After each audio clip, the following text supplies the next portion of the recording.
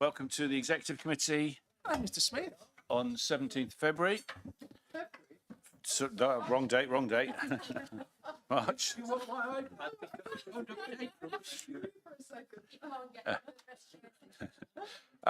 You will see I'm the stand-in today. John Gallagher gives his apologies. He is very unwell at the moment, so he's not. He's got a cough and a cold, and he didn't want to spread it around. So we've got apologies from John. Any other apologies from anyone? Thank you. Yes, we've had apologies from Councillor Victory, Councillor McVeigh and Councillor Watley. Okay, thank you. So everyone will have the chance to look at the previous minutes. Any comments or questions, or can I take those approved as read? That's approved. I shall sign. Apologies. Declarations of disclosable pecuniary interest and other disclosable interest in any of the items on the agenda tonight. Don't see anyone putting their hand up. So number 4, Chair's announcements. John may have had some, but he didn't pass them on to me, so there are no Chair's announcements. Public participation.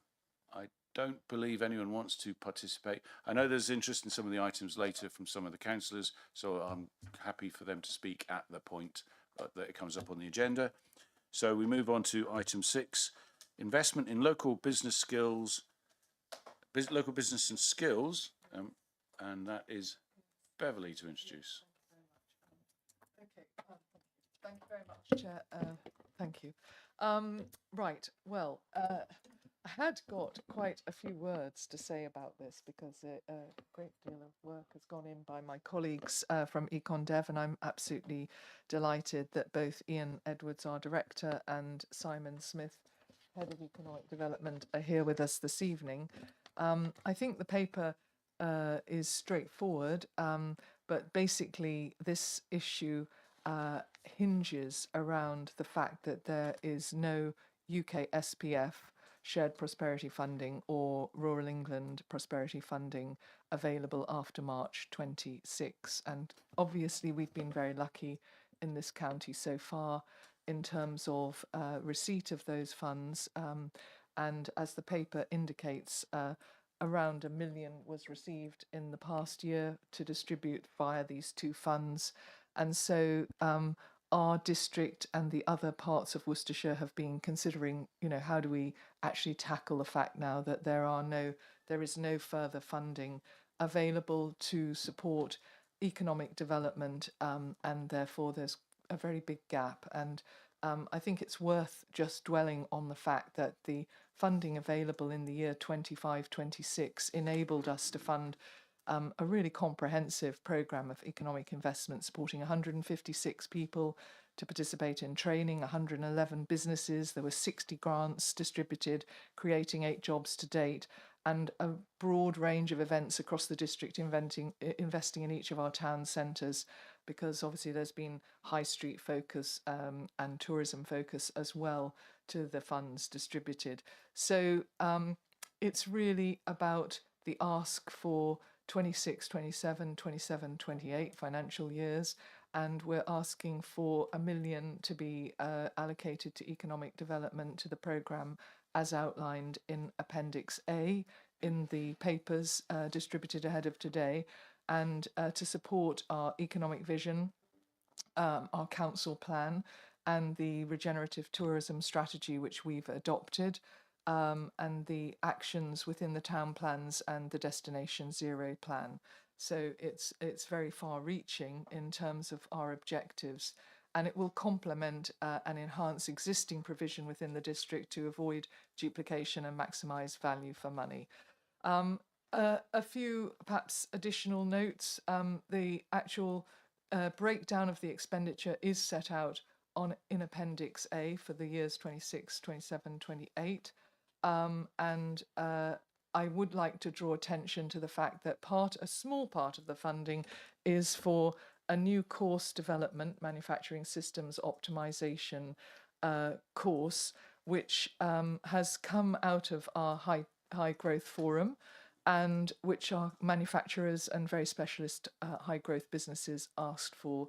And we have worked with all of us in Econdev with MMIT, the New Model Institute for Technology and Engineering in Hereford, and they have developed a 16-week course, I recall, which is a part-time course and which has been greatly welcomed by our manufacturers. So I would like to ask for agreement over the recommendations as put to council today in the paper, and would be happy to propose these and look for a seconder. Thank you. Councillor Watkins. Thank you, Chair. Yes, I'm happy to second Councillor Nielsen's proposal, and it's not just because we've got something in common of both asking for £1 million tonight, but actually because there's a lot of commonality in what we're trying to achieve and what Beverly is putting forward in this paper about in really investing in our communities. And I think that's a theme of the evening around the impact that we can help to do things and invest in things and shape things that really help the wider determinants of people's health, well-being and their ability to thrive in this district. So I'll leave it said at that, but more than happy to second. So duly proposed and seconded. Anyone got any comments or questions they would like to ask?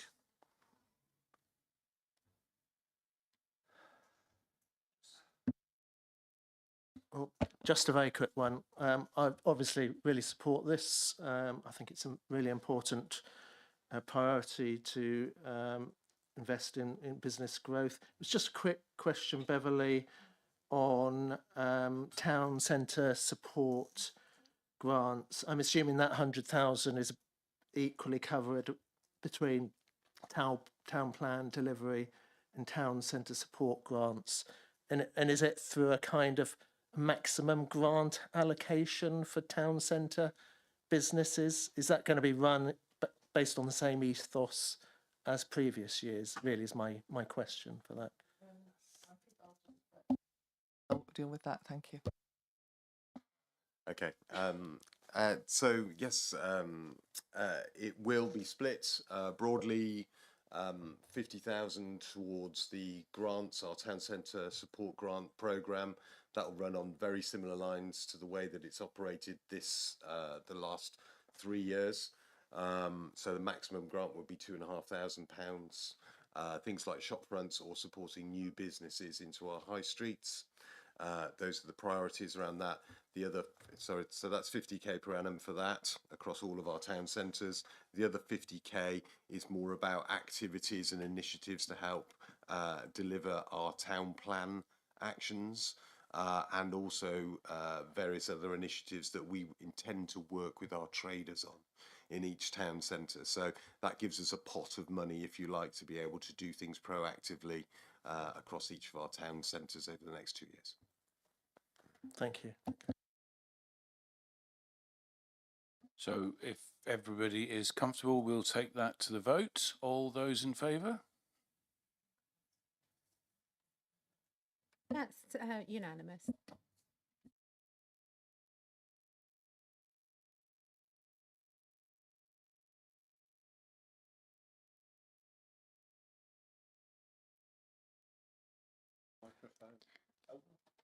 Apologies, put the microphone on. See, I'm new at this. So item 7 is investing in our communities wellbeing fund 2026. This is something that Jenny is going to kick off the conversation on. Thank you, Chair. Yeah, I feel I'm about to start a marathon of talking for this evening, so apologies, you will be listening to my voice for quite a while, and with a slight caveat, Chair, that I have developed a cough, so if I do need to take a break and I can't compose, then Jen may have to step in and help. But yes, hopefully executive, having endorsed the last report and not feeling all spent out, because this is a request to executive for £1 million from the council's priorities reserve to continue strengthening community wellbeing across Malvern Hills district. Members will recall last year we approved the £1 million investment for the community infrastructure plan to support improved and more accessible facilities across the district, and that programme is already up and running and helping community organisations. So this is effectively the part 2 that was promised and that members have been asking about for a little while. So that previous investment focused largely on community infrastructure, capital funding, and this fund proposal allows us to strengthen more so the people, services and community activity that bring those spaces to life and to support the well-being of our residents. And it's a predominantly revenue but not exclusively based programme. I won't list all of the several key priorities, but you'll see the report sets out how we intend to spend that £1 million. And together, these investments reflect our council's plans, ambition to support healthier, safer and more resilient communities, whilst ensuring residents and councillors remain at the centre of shaping the places where they live. You know, I usually like to take reports prior coming to exec through policy development panel. Unfortunately, the session we had scheduled was cancelled last minute. So this may be the first opportunity that councillors have had to see the proposal in detail. However, I want to assure you I've listened very carefully to both feedback from those applicants, officers' feedback, members that have discussed with me, and, you know, have helped shape what I think and hope is a good blend of proposals to meet all. I'm hoping members will be particularly excited about the prospect of an enhanced members fund, so that you can really look to get involved and make a difference to those things that matter locally. And I'll stop talking, and hopefully recommendations will seek a seconder for this report, and I look forward to any questions and comments. Are you going to get the favour returned? Yes, thank you very much, Chair. I'm very happy to second this report. I think it's a very welcome next stage to the first round funding our community infrastructure fund, which was such a success, was so well bid into by all our communities, and which saw tremendous investment across all the district, all the areas, the wards of our district. So I do think it's been a tremendously positive initiative, and would like to congratulate the community team for that. And I think there's some, you know, various, the way this is broken down is very positive.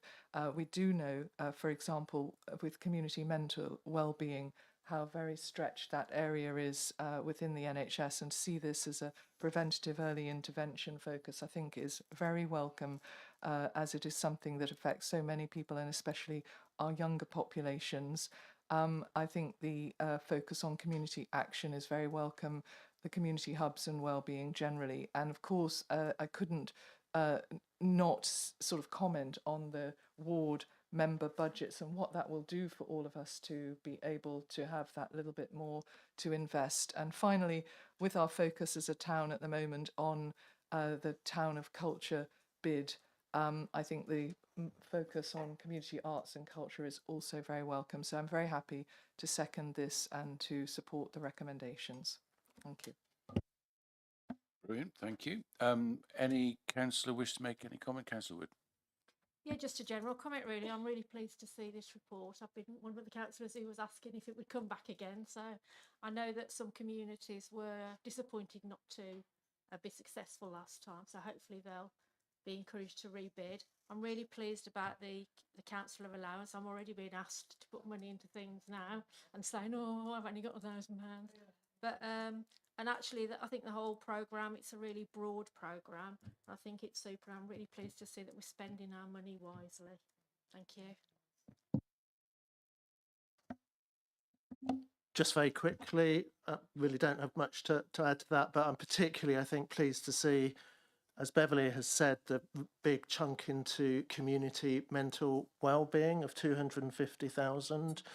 I know many of the statutory services, particularly supporting young people, are particularly stretched. And I think certainly there's a crisis in mental health for all sorts of reasons within young communities at the moment. So really welcome to see that particularly. And again, like Jules, I think member budget increasing will give us as ward councillors more flexibility, hopefully to respond to the needs of ward priorities of which we're familiar. So thank you.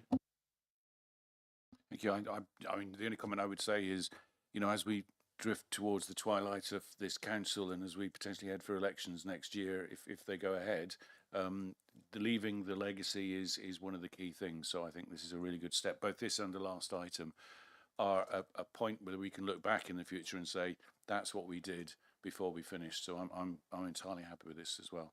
So I'll go to the vote. All those in favour? Chair, Sorry, can I apologies, just didn't add see you. something? Sorry, go on, Christine. Yeah, thank you, Jenny and Jen for this excellent project. As health and wellbeing champion, I obviously support this greatly, and I just wanted to thank you and you for bringing it forward. Thank you. Thank you. You can.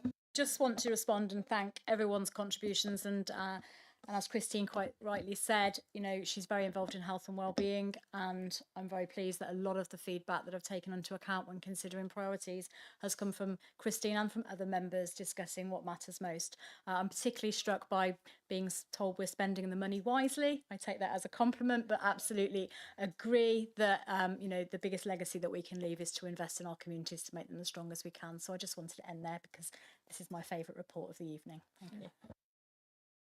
Oh, you've got a lot of them. So if we can go to the vote, all those in favour of the proposal? That's unanimous. Thank you. Item 8, grant funding community action, Malvern and District. Welcome to the Jenny Watkins Show.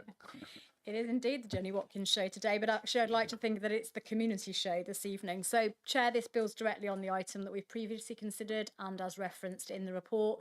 The purpose of our Wellbeing Fund is to strengthen organisations and networks that support our community resilience across the district, and this proposal is a practical example of how that investment can be delivered.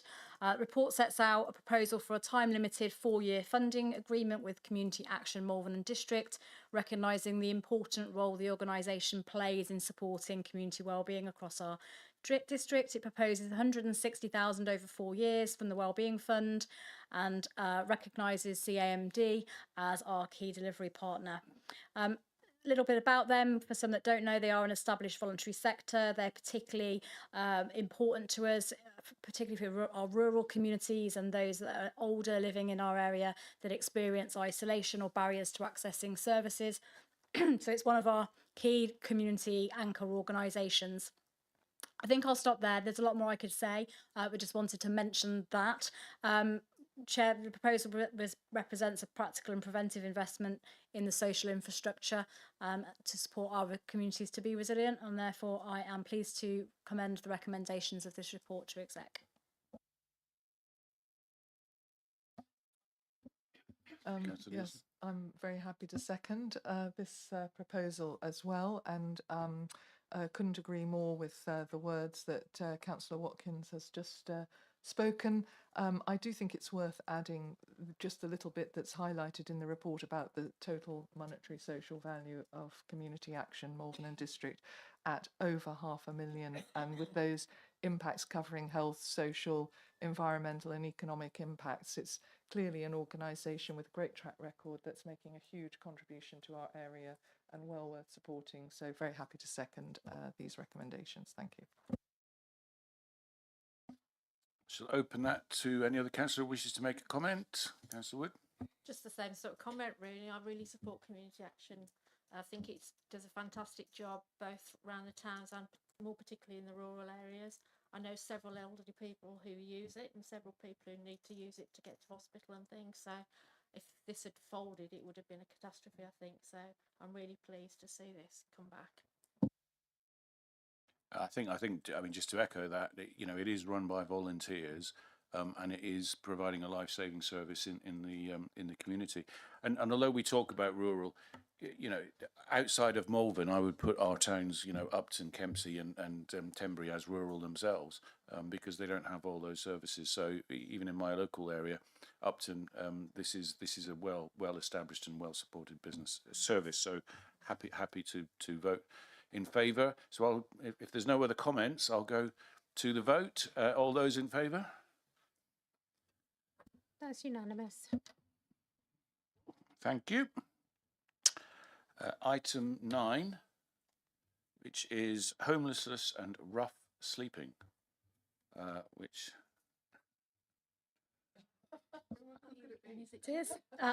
Thank you, Chair. I'll take over at this point. No surprise, but you're pleased this one is not about asking the council for any more money at the moment.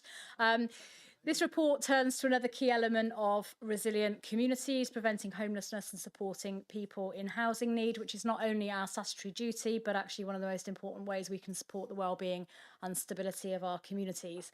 The report presents the draft homelessness and rough sleeping strategy for 2026 to 2031 and seeks approval for the document to go out to external consultation with partners and the public.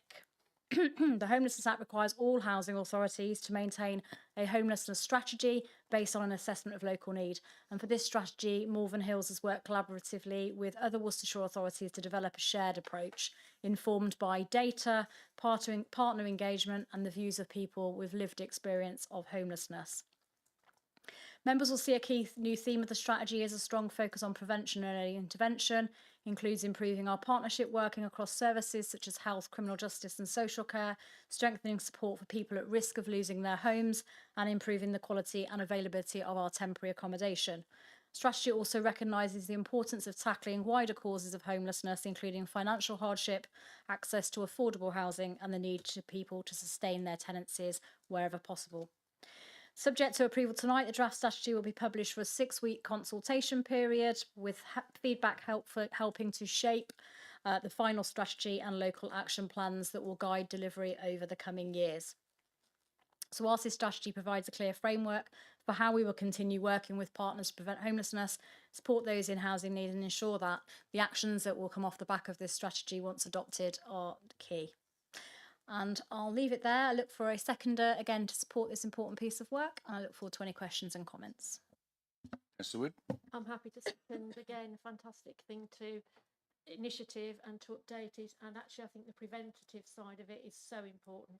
It's quite often too late by the time we get to homeless people because they've got into that cycle of homelessness. So well done again, both Jen and Jen.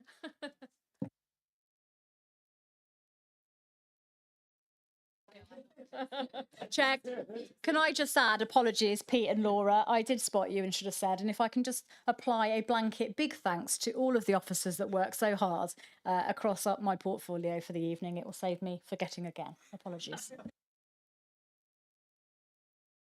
Brilliant.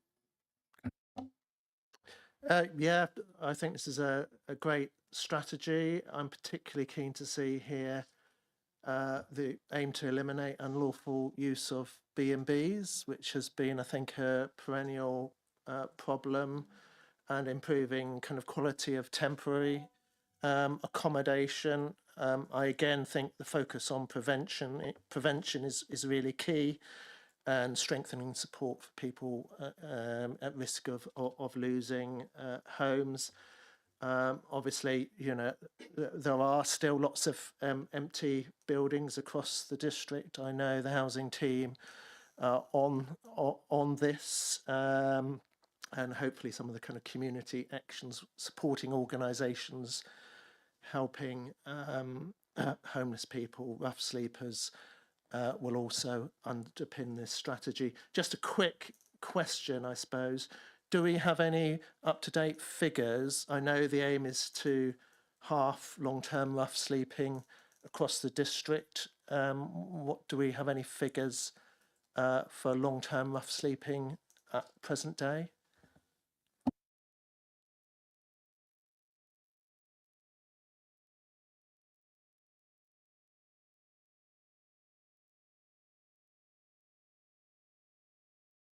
Stand at 3. So it's fantastic work in terms of both our internal outreach and as well as working with external partners across the district. Thank you. Thank you. Councillor Clark? Just out of curiosity, it's always been free as long as I can remember it. Is it the same free, or do we have a revolving clientele?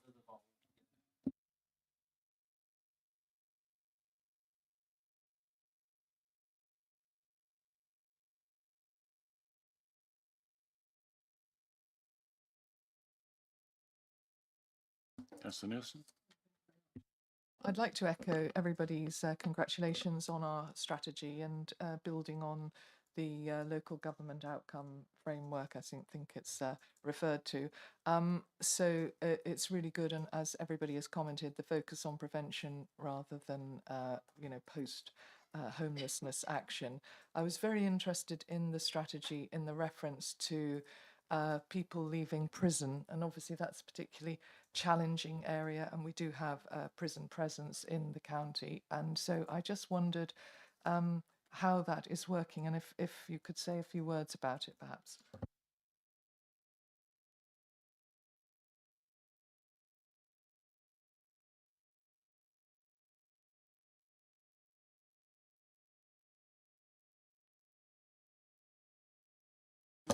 There you go. So prison leavers is a particular problem, particularly with regards to the early release scheme that came in force. We do have bi-weekly release panel meetings with the prison leavers team within the prison. So obviously they can be targeted at an early stage. So they're not left homeless upon release. And is that working well, Peter? You know, the targeting so that people aren't homeless on release? It's working much better, and that sits alongside the criminal justice protocol that came in 2 years ago, which puts a duty on all agencies to collaboratively work together.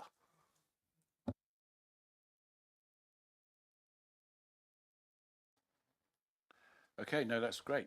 To be honest, the work that Malvern Hills District has done on preventing homelessness since I've been a councillor, and I've been a councillor nearly 11 years now, has been consistent and good. So, you know, this is another good effort by the team. Thank you. Sorry, Councillor Wood. Sorry, me again. I'm really pleased to hear about the prison discharge scheme, because that's always been a real worry of mine. I've read so many reports over the years from QCs and things about the difficulty of people becoming socialised once they come out of prison. I won't go into the detail, but it's quite astonishing actually. But I wanted to ask, are those three homeless, I know it revolves, but do they tend to be spread around the district, or are they mainly in one area? I mean, I know of a few chaps who spend the night in a bus shelter. I'm not sure they're all homeless. In fact, I know one isn't. But I just wonder if it's sort of Malvern centric or if it's generally spread. Thank you. No, you're right there in terms of generally it's Malvern centred, linked to around services that the rough sleepers can access generally, be that Mags Day Centre as well. So the best way to report any rough sleeping is obviously via StreetLink, and then the outreach team will go out usually within 24 hours and start engaging with a rough sleeper.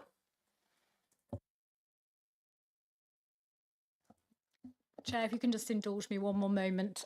Pete is actually going to be leaving the authority very soon, which I'm incredibly disappointed about. He has been poached elsewhere. So I just wanted to ask members to join with me to thank him for his years of service. And clearly, as he speaks, you can see his passion for helping people experiencing homelessness. So I just wanted to personally thank him, and on behalf of the Executive Committee, with your endorsement, Chair. That's taken as granted. I think there's nothing but praise for the whole department. So thank you. So if we can go to the vote, all those in favour?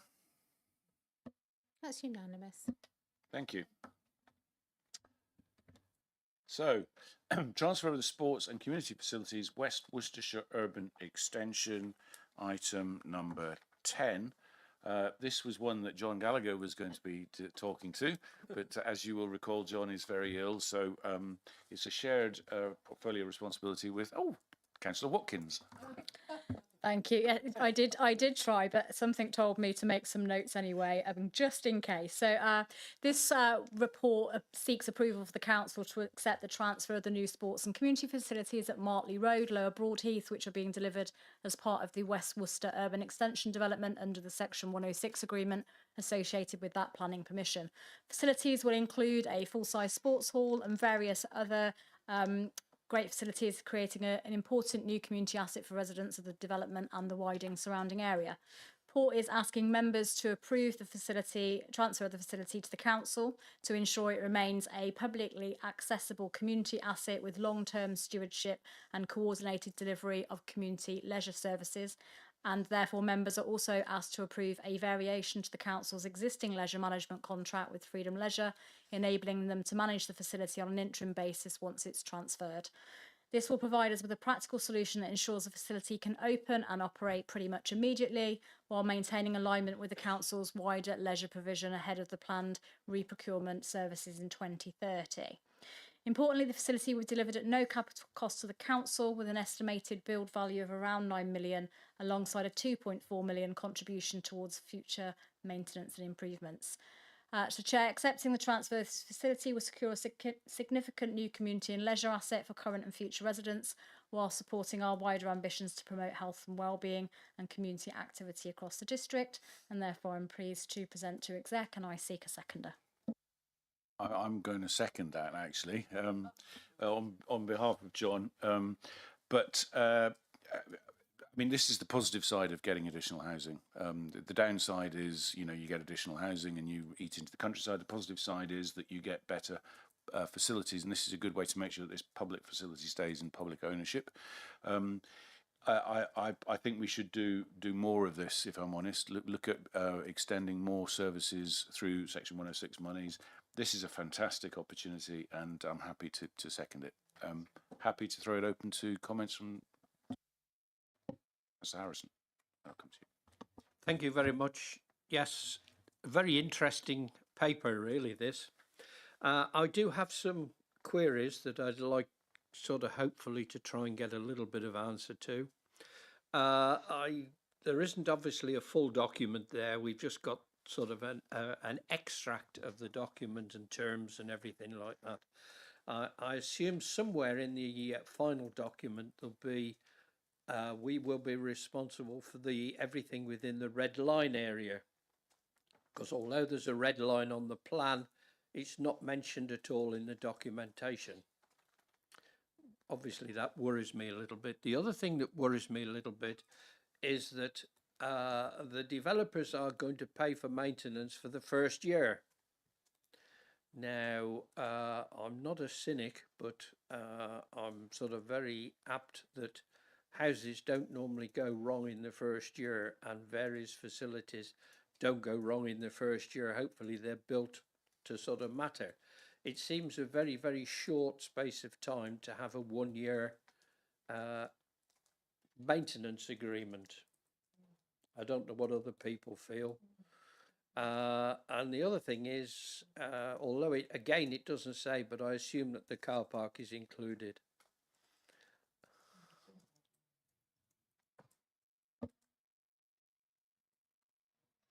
Chair, can I refer to Jen, who may have some of the answers? Yes. So your first question regarding the red line around it. So yes, the red line, as you'll see from the key in the corner, indicates the area of the sports and community facilities boundary. So when we're talking about the sports and facilities community boundary, that's what we're talking about. But obviously all of that would be set out clearly in the legal agreement. So that still needs to be produced and worked on once a decision has been made here. But yes, as you can see, that is indicating that area. Your second question regarding the maintenance length of time. So two things. Firstly, that would continue to be negotiated through the legal agreement, and I'm certainly happy to take that back to the officer team to test that. But of course, remember that we also have allocation of funding for ongoing maintenance and repairs as well. So protecting the council's interests in that respect as well. And the car park is within the red line? Yes, as far as I can see, yes. Yeah. Councillor Wood? Yeah, thank you, Chair. I'm sure that, like other councils, one of the things that I always get asked about new development is that we don't actually provide any community facilities, and that it's all about housing. There's no employment, there's no community uses, there's no open space, etc., etc. And we know that that's not true generally. Sometimes it is, but I'm really pleased to see this, and I think it's really important that this sort of thing is mentioned out in the public and in the press, because even if we do have this sort of open space, often communities feel that it's a short-term thing and that eventually it'll all be left to, I mean, I know on the Vale, for example, we had lots of trouble about working with Persimmon and Green Space. Not that there was anything wrong with it, it was just that the residents had certain requirements and they wanted things doing, and it took ages.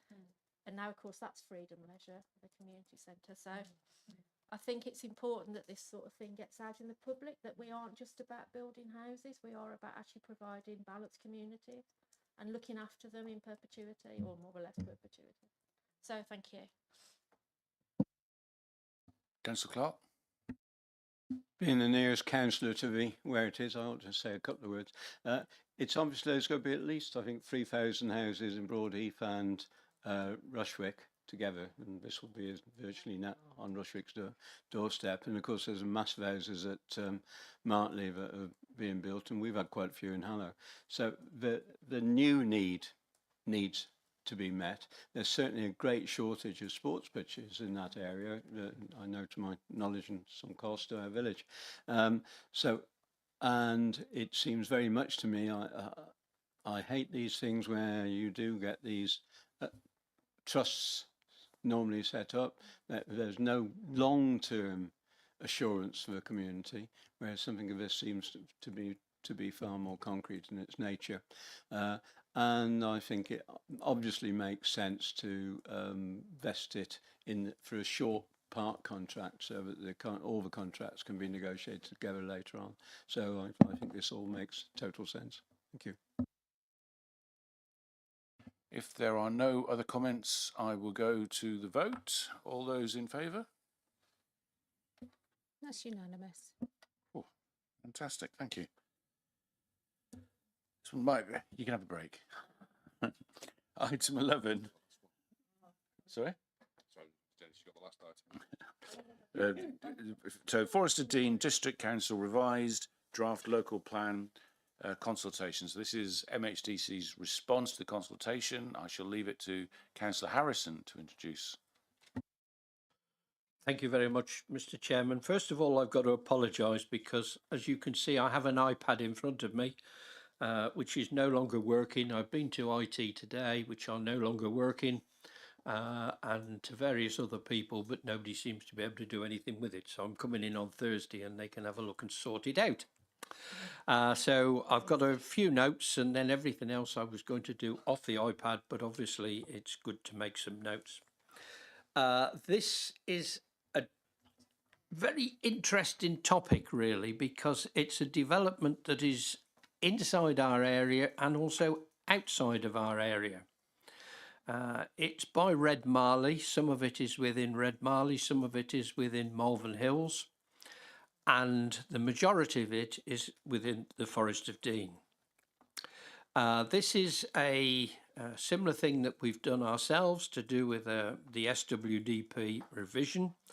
This is to provide a new town for the Forest of Dean. It came to my attention about 18 months ago from a report on the radio, Hereford and Worcester Radio, so I was very pleased with that, and made some inquiries with the officers, particularly with Andy Ford at the time.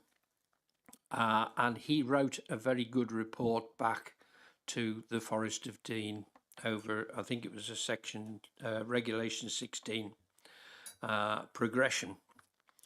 Subsequently, this all of a sudden has jumped forward, and then there was panic stations across the district, which was totally understandable because a lot of people didn't know what was happening, and most of it wasn't going to be within our area but would affect us greatly. And Councillor Wild, who has written a question to us, and I'm going to just pass over to her because I think it's imperative that before I give a response to this and carry on, that you get the sort of basis of what happened in the initial census. So if that's all right, Christine. Yeah, thank you. I wasn't expecting that. Yes, I'll read the question, but first of all, I'll tell everybody just how concerned people in the southern area of our district are about this. And I've attended a lot of meetings about it, had lots of emails like Jenny would have done. And I'm really very, very worried about it. I'd like to thank the planning officers for an absolutely brilliant report, which the residents have seen that report now and they're very pleased with it as well. So we're representing their viewpoint. it is going to directly impact the national landscape, and it's going to directly impact traffic movements, facilities, all sorts of things. But I'll get to the question now. And so the question is, which he's already had advance notice of, as a district councillor representing Castle Morton, Welland and Wells Ward, where communities may experience cross-boundary impacts from the proposed Lynchbrook Garden Village allocation, could the portfolio holder confirm that the council will continue to press for a robust assessment of cross-boundary impacts, particularly in relation to transport movements and potential landscape effects on the setting of the Malvern Hills National Landscape as the Forest of Dean local plan progresses? Thank you very much, Christine. Yes, it was a bit of a shock when yourself and other councillors started contacting me about this, because I didn't know that it was going to the Regulation 18 and this was going to be progressed. And we had, I think, just over 3 weeks to be able to provide a response to the Regulation 18 of this. I requested, because I was getting a lot of flack on it, which is not totally justified, I urgently requested a meeting and corresponded with our Chief Executive, who sat at the front, Vic, and the Director of Planning, Ian McLeod, who's also at the back. Councillor Watkins and many other councillors, including Tom Wells, were onto me about it, what could happen. And very kindly, our Director and Chief Executive came back and said, we are going to try and arrange a meeting, which I'm very grateful they did. That was held on Tuesday, the 24th of February at 6 p.m. With hopefully a Teams facility available for those who couldn't make it. The intention was to come here to the council chamber for all members and anybody else who wanted to come.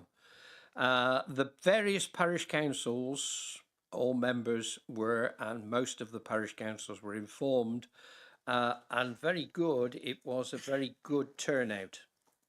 Unfortunately, the Teams link did not work, so only those members who were present were able to hear about the project. I can apologise for this, but officers were unable to rectify this on the evening. This was run by Isabel Roberts, our planning policy manager, who did an awful lot of work on the SWDP as well, and also Andrew Ford, principal planning officer. And it was also attended by Worcestershire County Council. I was very interested that even Worcestershire County Council, both for the schools and for the highways, knew nothing whatsoever about it. Not a thing. A lot of work went into this by our two officers, providing a detailed report, which was then circulated to all parishes and those councillors in attendance. Like Christine, I was very disappointed in the consultation that was taking place by the Forest of Dean, and all this information was supplied in documentary form in response to the Regulation 18 consultation, which closed on the 18th of March. So it was a very, very tight schedule.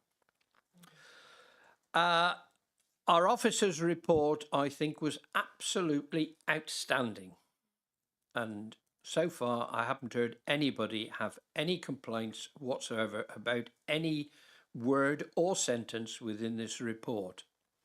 And, you know, I was very encouraged by that. Now we come on to the part really to do with the question, how is this going to go forward in the future? Well, we are now, as a council, we are on top of this. Our officers are well on top of this, and they know, and the Forest of Dean obviously know that we are not going to go away and sit down and let this be rolled over with us. As I say, we did just about have enough time. I think this was circulated around to the parish councils the day before it had got to be in. So our two officers, as I said, Isabel Roberts and Andrew Ford, I think deserve a very big vote of thanks for them turning up and sorting all this out.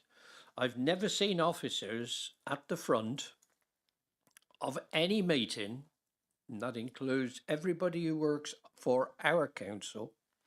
I haven't seen anybody being so diligent in writing down everything they could think of that we were saying and the various people at the meeting were saying. It was very, very good.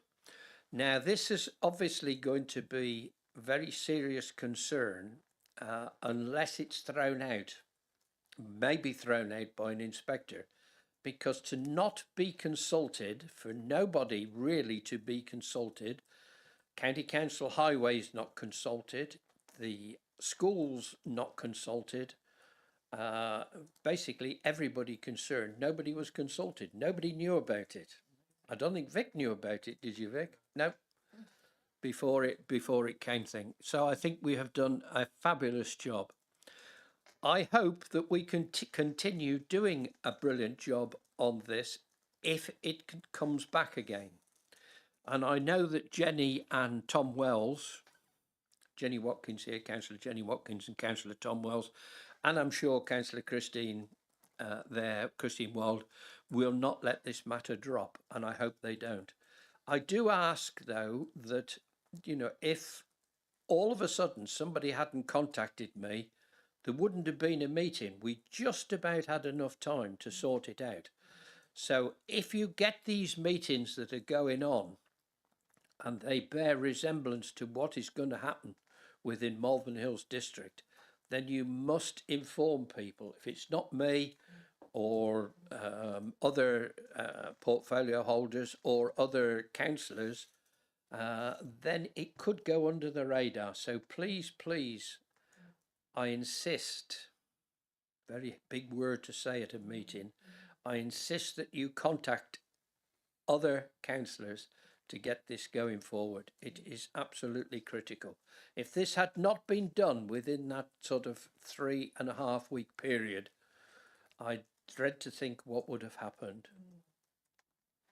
I will say no more on it. I will propose that this is published. It has been sent in, but it needs approval from this committee. I think Jenny wants to second. So then given it's your patch as well.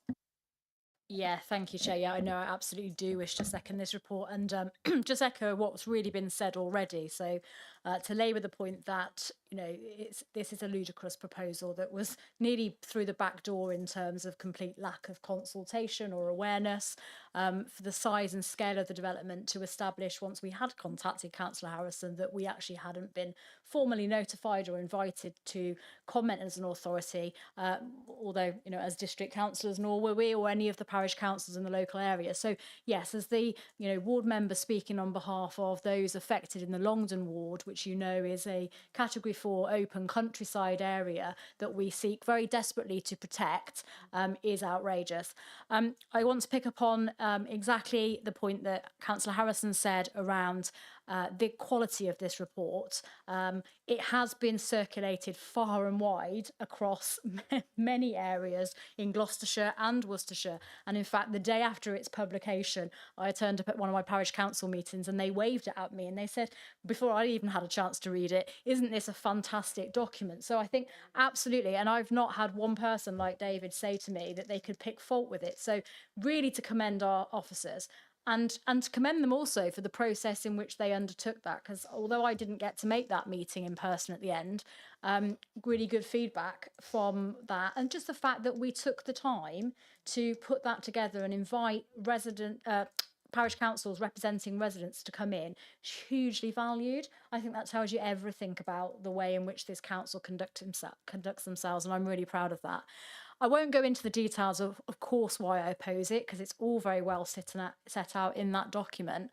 All I would say is, yes, absolutely right. If this goes past Reg 18, then Councillor Wells, and I'm sure lots of other people will be standing up against this. in the 15 years I've been elected as a councillor here and elsewhere, I've never had such a big single issue of concern come to me.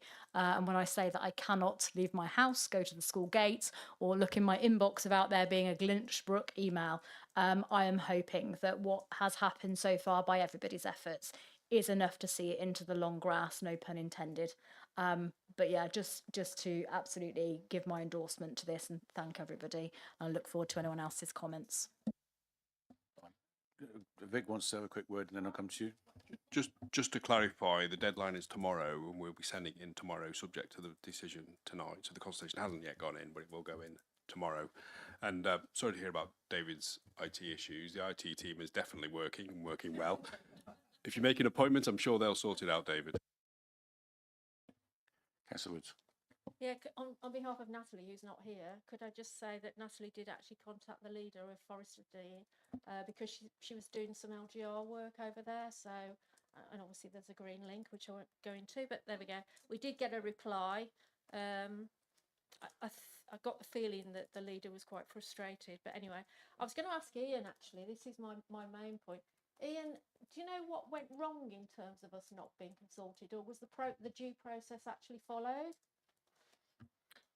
Due process was followed in terms of they publicised the plan, obviously, for consultation, but so we picked it up through the consultation process, but there was no pre-warning that this was coming. So, and the county weren't briefed either. So I think that was the point, really. So they followed all the statutory procedures, and we were notified as usual through the statutory process. But that's the first we were aware of it.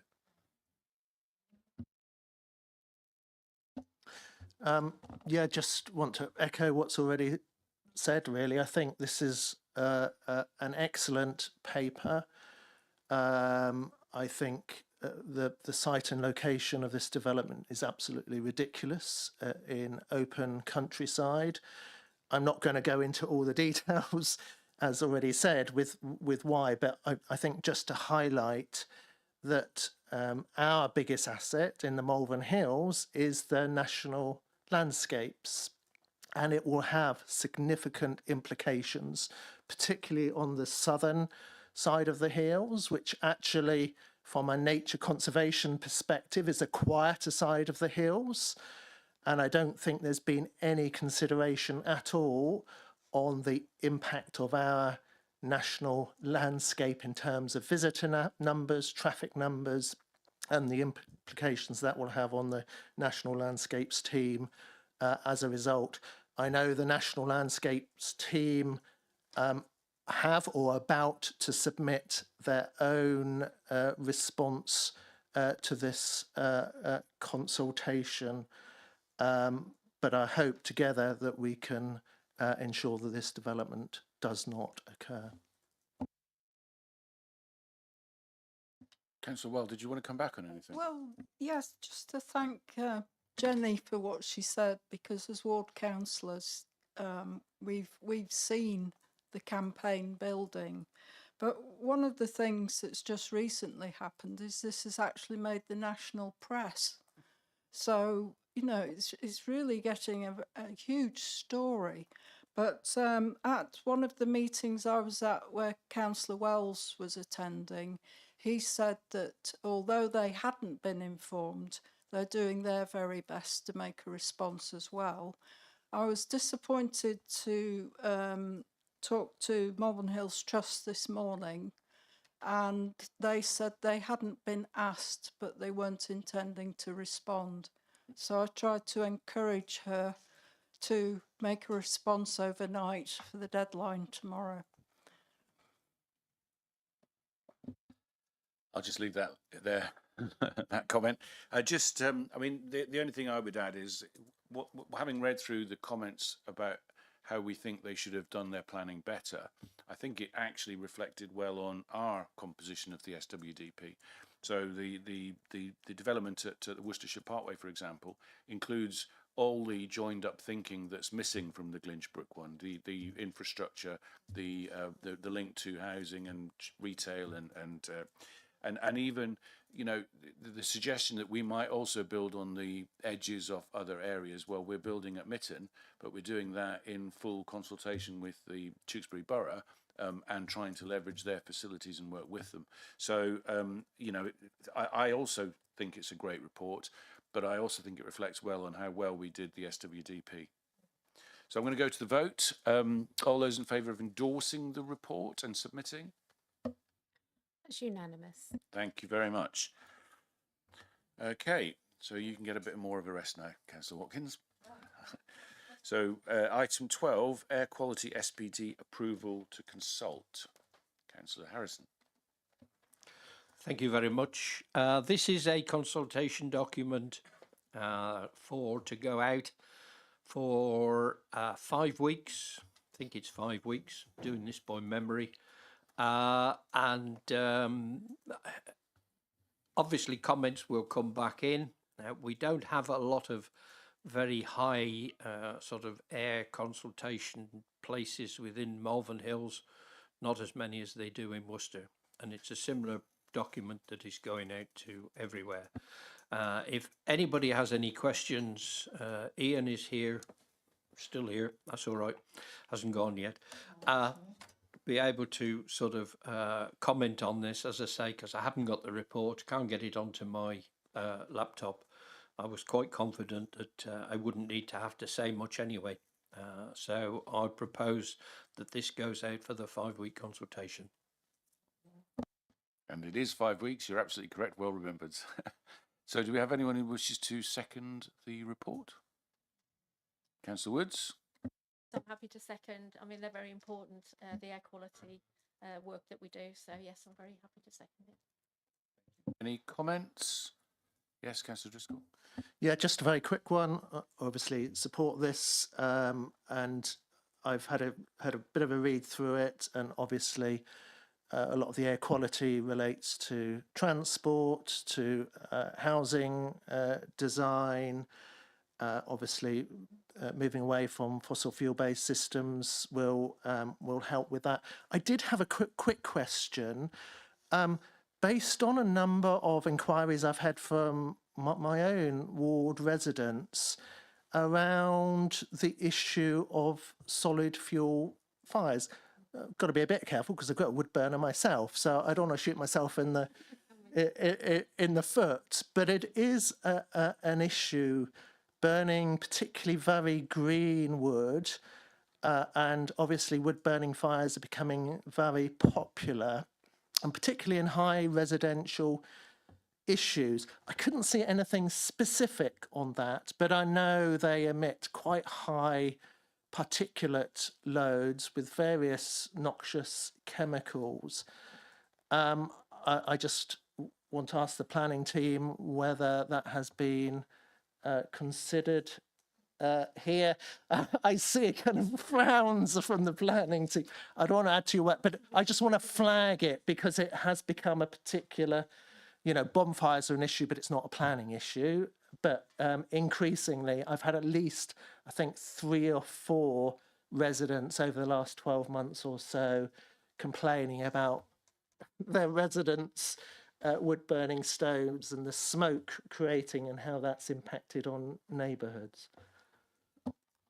I don't pretend to be an expert on wood-burning stoves, but I do recall this has been an issue with the government, so they've been looking at the legislation around log burners and the types of logs that you can burn from an air quality and efficiency point of view. So I think it's something the government are aware of, and they're progressing their own sort of primary legislation around that.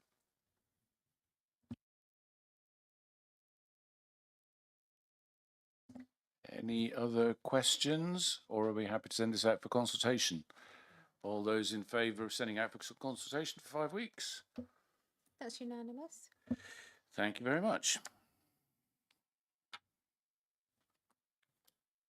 Now we're on to the affordable housing SPD for approval to consult. So very similar.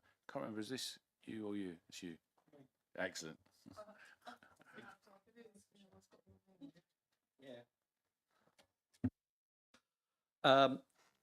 Similar to the last one, this is to go out for consultation for 5 weeks. and there are some questions I would like answering, but not today. There's some things that I will put in writing to officers to try and get some details put forward. I am very worried regarding affordable housing and the way developers don't want to do it when they're only small sites and what have you, sort of thing, and it doesn't seem to be covered within this report. But all of that will come out because it's going out for, as I say, this 5-week consultation. So I will propose that this is sent out for the 5 weeks for the consultation. And as I say, Ian is very kindly here to answer any questions.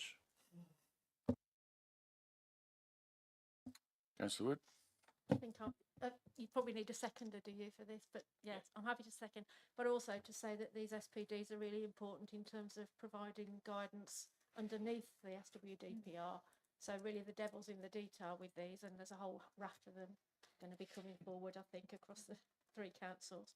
So yeah, just a general comment. I think what tonight's shown is that we have a fantastic team of officers across all the departments, and I'm really pleased, and I am looking forward to whatever happens to them in the local government review. I'm sure that those who we've got have here will be kept on because they're so good, such good officers. Thank you. You want to come back? Yeah, I think all of these have to come back and be decided within a certain time, isn't it, Ian?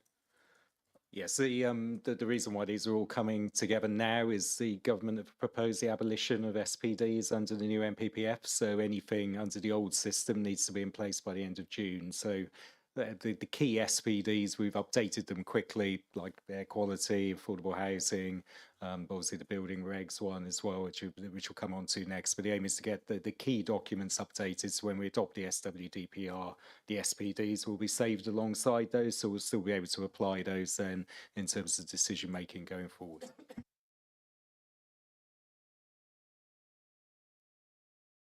Any other comments other than nice to see the planning department on top of everything again? Yes, Councillor Clark.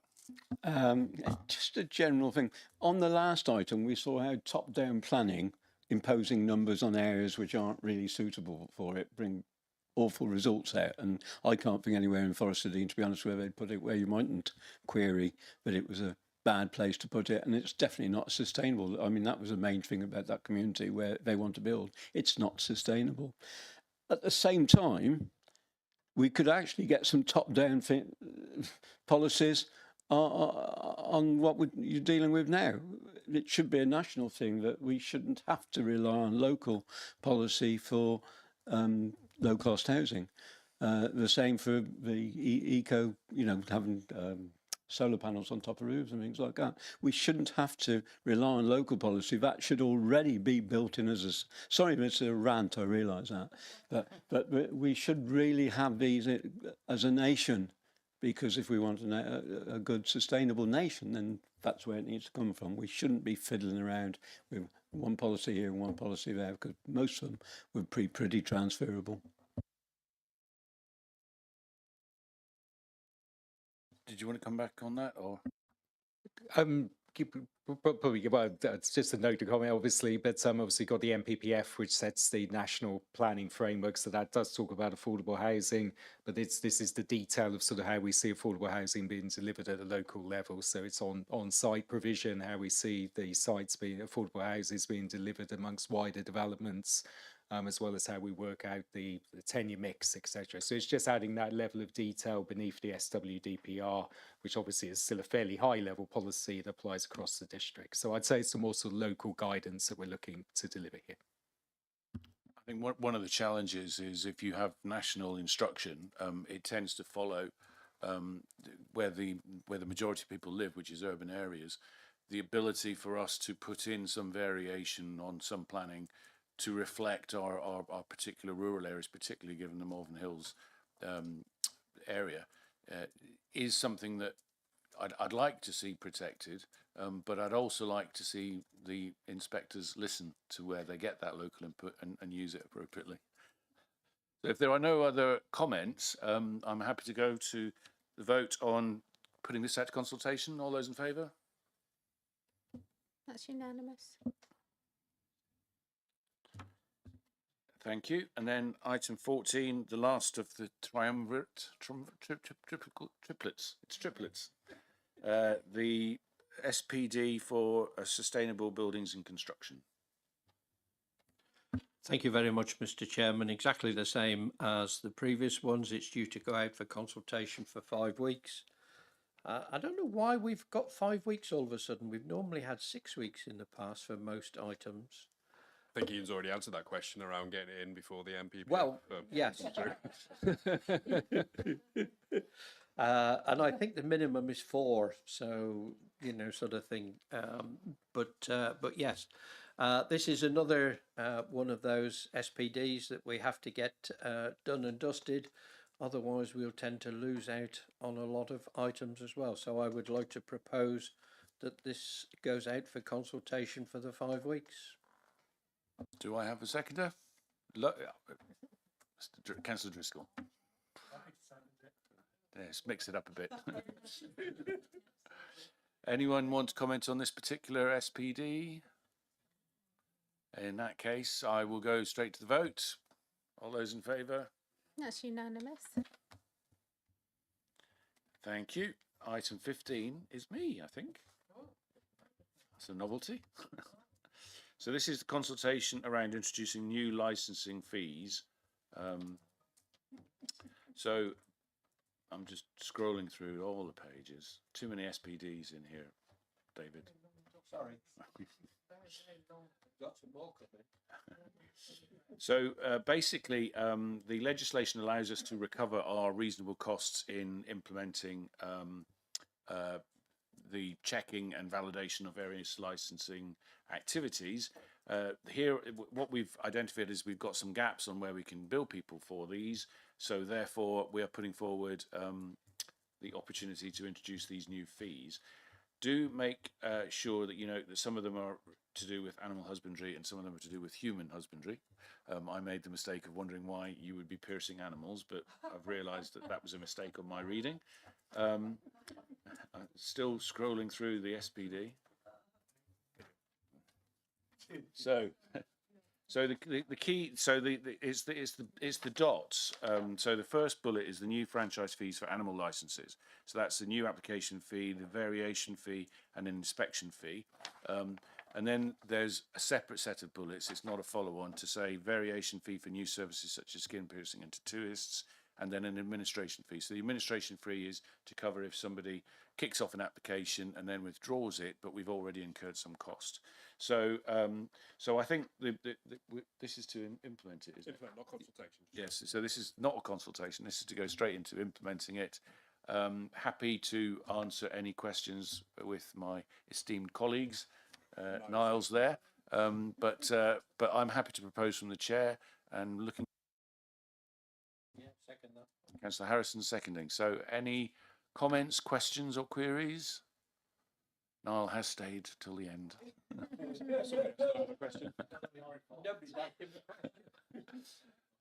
Otherwise, unless Niall, did you want to say anything or? Not really. I mean, it came from our annual review of the licensing fees and charges. We identified that there were a number that were required, so we've got them in, and following consultation with the legal team, this is the committee that it comes to introduce these new charges. So it's simply that's all it is.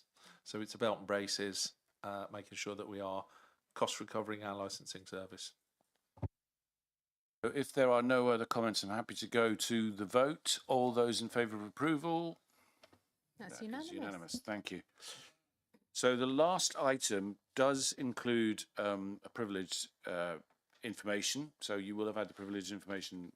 So what I'm going to do is I'm going to invite the committee to consider the following resolution to exclude the public and press in respect of the next item in view of the likely disclosure of exempt information, and to resolve that in accordance with the provisions of section 100A4 of the Local Government Act 1972, the public and press will be excluded from the meeting during the consideration of the following business on the grounds that it involves or is likely to disclose exempt information as defined in paragraph 1, 2 and 3 of part 1 of Schedule 12A to the Act. So if everyone is in agreement,